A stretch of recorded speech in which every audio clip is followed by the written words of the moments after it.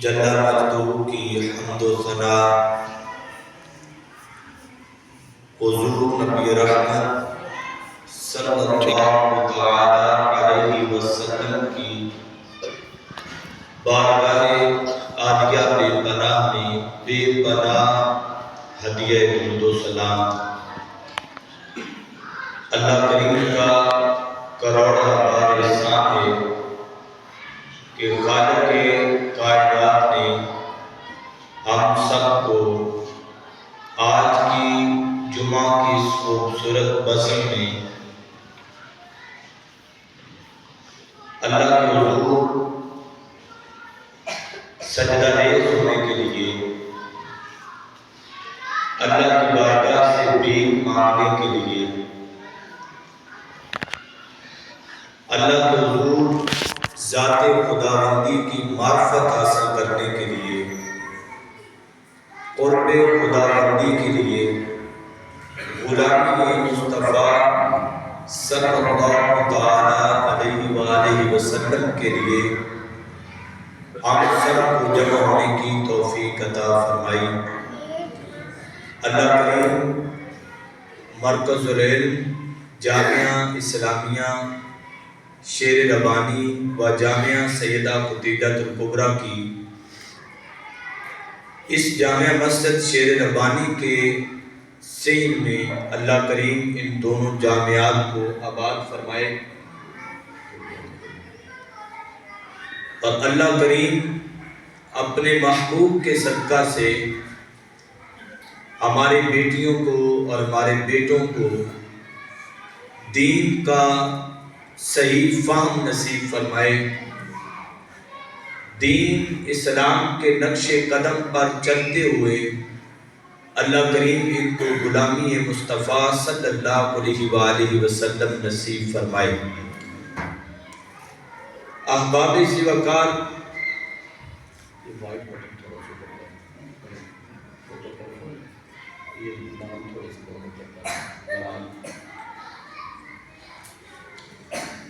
احباب ذی وقار، ہم نے الحمدللہ قرآن کریم کی پہلی سورہ اس کے حوالہ سے تقریباً 4 نشستوں میں ہم نے بات کی۔ آج اس کی 5ویں نشست ہے۔ آج میں کوشش کروں گا کہ اختصار کے ساتھ ہم سورہ فاتحہ کے مضمون کو کلوز کریں اور آگے سورہ باقرہ جو ہے اس کے حوالہ سے چند ایک چیزوں کو سمجھنے اور دین اسلام کا فہم حاصل کرنے کی اللہ تعالی ہمیں توفیق عطا فرمائے۔ ہم نے مالک یوم الدین یہاں پہ بات ختم کی تھی۔ جب ہم نے اس کی بارگاہ میں آ کے کھڑے ہوئے تو کھڑے ہو کے وہ دنیا کا سب سے بڑا، کائنات کا سب سے بڑا مالک ہے جس کے دروازے پہ ہم کھڑے تھے، تو جو جتنا بڑا ہوتا ہے اس کا ادب بھی اس لحاظ سے اتنا ہی زیادہ ہوتا ہے۔ تو ہم نے اس نے ہمیں قرآن کی اس سورہ کے آغاز میں ادب سکھایا، اور اس نے اپنی بارگاہ سے مانگنے سے قبل ہمیں اپنے 5 نام ایسے سکھائے جن کو لینے کے بعد وہ اپنے بندے کو پھر عطا کرنے میں انتہا کر دیتا ہے۔ آپ نے بزرگ ہیں ہماری سوسائٹی، ہمارے معاشرے میں، کیونکہ وہ سلسلہ نسب پڑھنے والے لوگ جن کو میراثی بھی کہتے ہیں پنجابی میں، وہ جب کسی ڈیرے دار کے یہاں جاتے، کسی قبیلے کے کسی سردار کے یہاں جاتے تو وہ پھر اس کے باپ کا نام، اس کے دادا کا نام، اس کے پردادا کا نام، 6-7 پیڑھیوں کے نام اس نے رٹے ہوتے ہیں، اور وہ 6-7 پیڑھیوں کے نام لے کے کہتا ہے تیرا باپ بڑا سخی ہے، تیرا دادا بڑا سخی تھا، تیرا پردادا بڑا سخی تھا، تمہاری جاتی بڑی اعلیٰ تھی، تمہارا خاندان بڑا اچھا تھا۔ تو یہ ساری تعریفیں کرنے کے بعد پھر وہ اپنا سوال سامنے رکھتا ہے۔ سورہ فاتحہ کا اسلوب بھی کچھ اس طرح ہے، اس کی بارگاہ میں آئے تو پہلے ساری کائنات کو جزوی طور پہ کچھ نہ کچھ شرط تھے، کوئی سخی تھا تو کوئی کنجوس بھی ہے، کوئی زیادہ دیتا ہے تو کوئی کم بھی دیتا ہے، کوئی اچھا ہے تو اس کی اچھائی کی ایک حد بھی ہے۔ اس میراثی نے نام لیے تو معدود تھا، لیکن جب اس کی بارگاہ میں آ کے کھڑا ہوا اس نے کہا الحمدللہ، ہر ایک کی تعریف معدود ہے، ہر ایک کی تعریف کی ایک حد ہے، وہ اس حد سے آگے جاتا نہیں ہے۔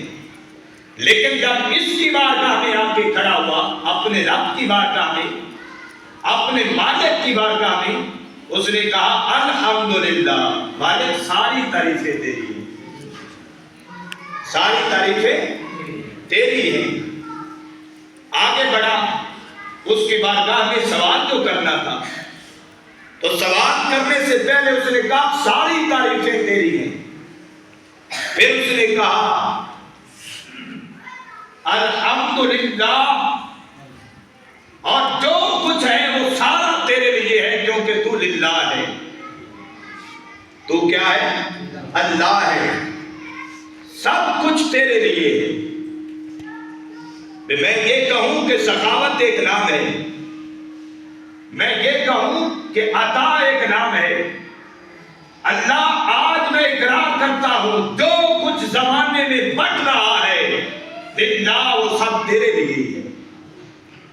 پھر آگے بڑھا، اس نے پھر کہا ربی، اب زمانے کے رب معدود ہیں، ماں باپ بھی رب تھا، بادشاہ کو بھی قرآن نے رب کہا، تو پرورش کرنے والے محدود تھے، کسی نے گود میں پرورش کی، کسی نے گود میں کرنے کے بعد پھر اسے چھوڑ دیا، پھر کسی نے مہد میں پرورش کی، کسی نے آگے اس کے دورہ تعلیم میں اس کی پرورش کی، تو وہ پرورش کی ایک حد رہی۔ لیکن جب اس کے ساتھ ہم نے نام کو منسوب کیا، کہا رب دل، تو وہ رب ہے جو عالمین ہے، تیری پرورش کا کوئی مقابلہ کر سکتا۔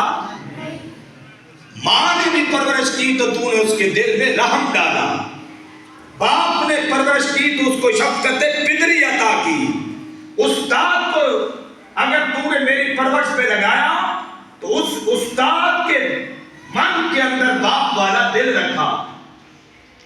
تو یا اللہ ساری پرورشوں کا مالک اصل میں کون ہے؟ تو ہی ہے۔ زمانے میں جب کوئی پرورش کرتا ہے پھر وقت آتا ہے چھوڑ بھی جاتا ہے، کبھی ماں مر گئی تو پرورش کھو گئی، کبھی باپ مر گیا پرورش کھو گیا، لیکن وہ اس وقت بھی پالتا ہے جب کوئی پالنے والا نہیں ہوتا ہے۔ آگے بڑھے تو کہا الرحمن، پھر اپنے گناہوں کا احساس ہوا، میں بڑا گناہگار ہوں، خطا کار ہوں، اور زندگی اس بندے کی نہایت حسین ہوتی ہے جو ہر وقت اپنے آپ کو گناہگار ہی سمجھے، کرے تو پھر بھی ڈرے، نہ کرے تو پھر بھی ڈرے۔ یہ اولیاء کا وصف ہے، ہر وقت وہ اس احساس پہ رہے مجھ سے بڑا گناہگار میں ہی گناہگار۔ جب بندہ اپنے آپ کو گناہگار تصور کرتا ہے تو پھر اس کا کرم بھی اتنا زیادہ ہو جاتا ہے۔ شیشہ ہے، دل شیشے کی طرح ہے، اسے صاف کیا جاتا ہے اور صاف ہو جائے تو کام بن جاتا ہے۔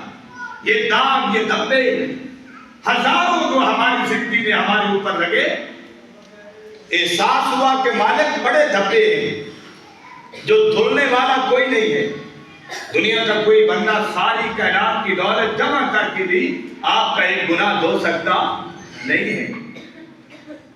ساری دنیا کا مال و متاع جمع کیا جائے تو وہ آپ کا ایک گناہ بھی ملا سکتا نہیں ہے. کہا الرحمن، مالک دنیا کو گناہ کھول کھول کے بیان کرتی ہے، تو ہی میرے گناہوں پہ پردہ ڈالنے والا ہے، کیونکہ تو رحمان جو ٹھہرا ہے. پھر کہا الرحیم، یا اللہ کسی نے دولت معاف کر دی، کسی نے حصہ معاف کر دیا، کسی نے کوئی، لیکن یہ غموں کے تھائے لے کے کدھر جائیں؟